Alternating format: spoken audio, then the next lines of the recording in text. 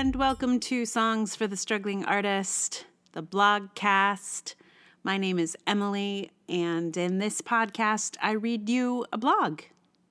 That's the scheme. I read you a blog and I sing you a song. That is the structure. So thanks for listening. I appreciate it. It's nice to be here with you.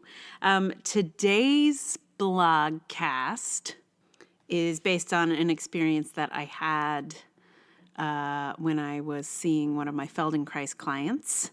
I travel sometimes and see people in their places of residence because sometimes folks can't get out so much. So this blog was inspired by I don't know if "inspire" is the word. This blog came to be because of an experience I had there.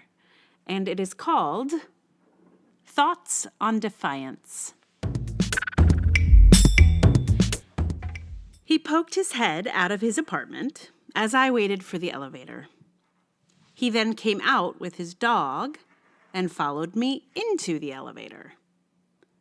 I already felt stalked. In the elevator, he seemed to be a giant, taking up twice as much space as me and the young man who had been on the elevator when I got on. The tall man, with his dog, was instantly aggressive. He wanted to know if I'd come from the apartment next door to him. I had. Just that was enough to send this guy on a rant. He said the people in that apartment banged their cabinets day and night, and he was furious about it. I told him I just worked there and knew nothing of cabinets, but I didn't think it was them. I mean, that apartment is inhabited by two infirm, elderly people, neither of whom can reliably go out on their own. There's no way they're hammering. But this guy was convinced and livid. At me, too, just because I'd come from there. He was pretty terrifying, to tell you the truth, particularly in an enclosed space. His manner was terrifying, his logic absurd, but the thing that blew me away was something he said. That woman, she's so defiant. He's talking about an elderly woman who can barely walk. Defiant, he said. She's defiant. And defiance is a very interesting word to use in this situation because it suggests that he expects to be treated with subservience and obedience, that he thinks of himself as someone in power, with authority, and this woman has dared to defy him. She has refused to obey.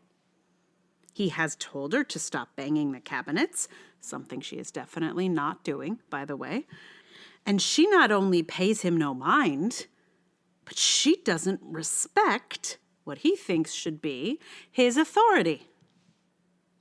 He is probably 20 years her junior, but because he is a man, he thinks she is defiant. I am very interested in defiance, on who is seen as defiant and who uses the word in relation to others. For example, despite decades of experience in teaching, I don't think I ever once called a student defiant, no matter how much of a pain in the ass they were being. It would simply never have occurred to me. I think defiance lives in direct relationship to obedience. And my worldview is such that I do not particularly believe obedience is owed to anyone. I'm a big questioner of authority, as you might have worked out by now if you're a regular reader of the blog. Defiance basically means that someone has failed to be obedient to someone who demands it. The man in the elevator expected obedience from his neighbor, simply due to her gender, I presume. And his fury at being denied this obedience was such that he could not contain it, and he spilled it in every possible direction.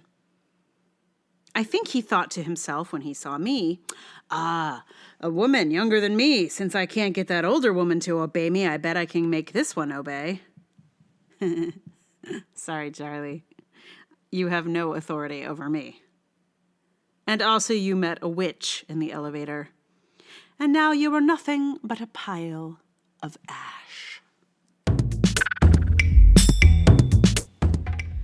If you have not read or listened to my post about being a witch now, that last little bit might not make so much sense, but I figure you can probably work it out. I'm not really a witch. So if you were worried about my having set the man on fire in the elevator, I did not actually do it, though I definitely did it in my mind. And yeah, and I had a witness. The young man in the elevator was like, woof. So it's a good thing he didn't really get set on fire, because then I might have gotten in trouble. Yeah, so that's that story. I gratefully have not seen that horrible man since I've gone back to that particular gig. It's weird how just like one really shitty dude can change the whole atmosphere of a place. I'm always like, ugh, I gotta go to that place. What if he turns up again? But maybe I did, maybe my fire worked and I just don't know, which would be awesome. Yeah. So, the song for today, there aren't a lot of songs about Defiance. This is the thing. So I looked up some songs about Defiance and obedience. And it's a little bit creepy, but when I Googled songs about obedience, it was just like one religious song after another. So I guess obedience is maybe a really religious concept. Maybe that's where it all comes from. It's very interesting. Like there was no other song, but there were hundreds to do with obedience. All Christian too, not like there aren't Muslim songs about obedience as far as I know. Although I don't know, they didn't come up in my Google search. Could be. I don't know. I'm curious now. But yeah, so that I found fascinating. So I did not find any songs on obedience or defiance, really. There are a lot. The only songs that kind of deal with kind of rebelling and defiance are they kind of live in the hardcore punk metal genre, maybe a little bit. And I'm not great at those. Those are not my wheelhouse. And none of them really called to me either. So, one of the things that I realized was that I still haven't put up the blogcast from the one that I did not put up for safety purposes, since I was being trolled and harassed and doxxed by she who must not be named, who is surely not listening to this podcast. But I was sort of waiting, thinking I might one day post that blogcast, because I recorded it. I did the whole blog. I said stuff. And I just, a couple days ago, I was just like, I don't think that's necessary. Like, you guys can read it. And I'd rather just I think I'll let it lie. So that means that the song that was at the end of that blogcast can now go here. And it feels somehow right.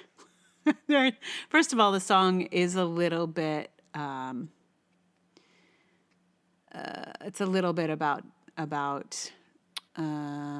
breaking the rules a little bit, I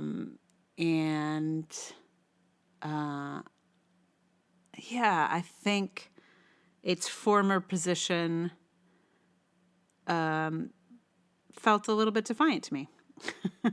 Someone wanted me to obey, and I did not. I refused. And this is a song that came out of that experience. So the song is Murder or a Heart Attack by the Old 97s. And what's funny about this song is I could have sworn this song was about a bird. Like, in my imagination, I was picturing a bird the whole time for many years. I've known this song for a while, and I was always imagining a bird. And only recently did I realize it probably isn't a bird. It's probably a cat or a dog. It's probably a cat. Or maybe I even heard somewhere that it was a cat, and I was like, what? It's not a bird? But of course it's a cat. It's much more logical. And cats are certainly more, I don't know, more likely to be the subject of this song. But, you know, I was sure it was a bird. It could still be a bird. I don't know. The other thing about this recording is that it was pretty early on in my having the electric guitar. So I can sort of, even now, I can hear myself figuring a few things out. And so that's just kind of, it's like going back in time a little bit. It's before I had an amp. It was just, that's just me recording straight into the computer, which I still have to do because I haven't figured out how to have the guitar go into the amp and then the amp into the computer. It requires some more technology, which I do not possess.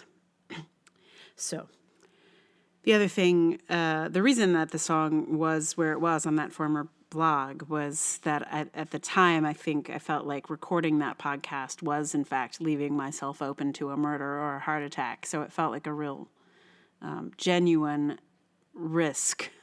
And I feel like the urgency of that moment is in this recording.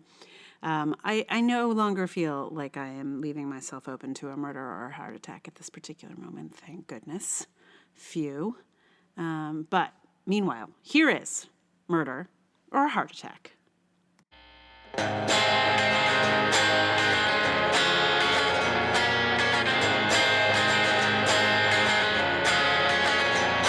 the hole in the screen is barely big enough for you, not near enough for me to go.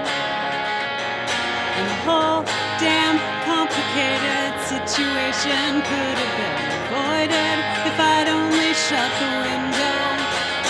And I may be leaving myself open to a murder or a heart attack, but I'm leaving the back door open till you come back, And I may be moving myself closer to a real untimely end, but I'm leaving the back door open till you come home again. Till you come home again. And I told the neighbors, I put pictures up, handed out some flyers at the show. And the whole town speculating situation could have been avoided if I'd only shut the window. And I may be leaving myself open to a murder or a heart attack, but I'm leaving the back door open till you come back, And I may be moving myself closer to a real untimely end, but I'm leaving the back door open till you come home again. Till you come home again.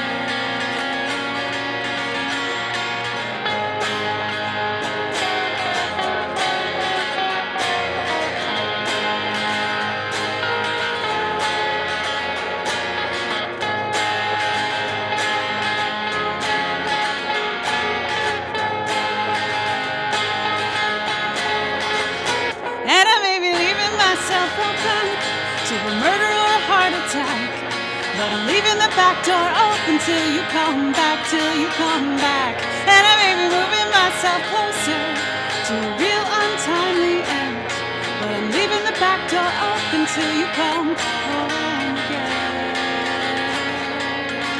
Till you come home again.